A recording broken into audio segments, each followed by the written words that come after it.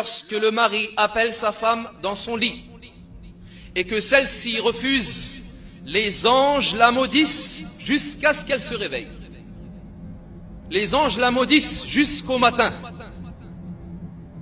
Et combien d'hommes se plaignent aux gens de science et aux imams de ce problème que les femmes refusent lorsque les maris les appellent. Nous ne disons pas que ceci est de la soumission, mais Allah Jalla wa Ala a mis cela comme ordre afin que tout se passe bien dans le couple. C'est lorsqu'elle sera respectueuse que tu seras honoré, qu'elle ne lui coupe pas la parole lorsqu'il parle, et qu'elle n'élève pas sa voix sur lui, et qu'elle l'écoute lorsqu'il s'adresse à lui, et qu'elle lui obéit lorsqu'il lui ordonne des choses, et qu'elle le préserve en son absence, et qu'elle se lève et qu'elle se précipite vers lui lorsqu'il arrive et qu'il rentre à la maison. Et le droit de ton époux sur toi passe avant le droit de tes parents sur toi. Malheureusement, qu'Allah les guide, beaucoup de mères rentrent dans les affaires du couple et veulent alors défendre leur fille. Nous disons, la mère vertueuse et intelligente ne défend presque en aucun cas sa fille, même si sa fille a raison. Pourquoi?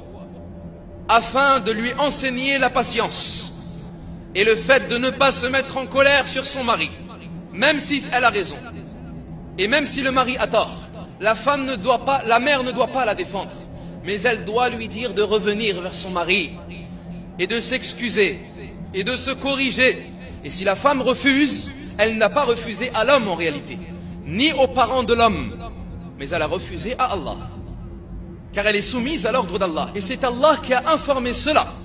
Un homme n'appelle pas sa femme à son lit et qu'elle refuse sans que celui qui est dans le ciel as-sama, c'est-à-dire Allah, sans que celui qui est dans le ciel as-sama soit en colère contre elle jusqu'à ce que soit satisfait d'elle son mari.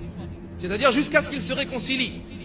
S'ils ne se sont pas réconciliés, Allah est en colère contre elle.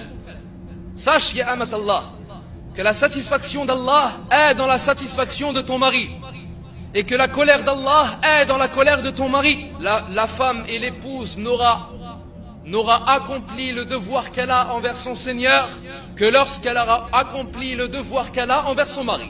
La considération de la femme envers son mari, comme les gens ont une considération envers leur roi ou leur gouverneur ou leur empereur.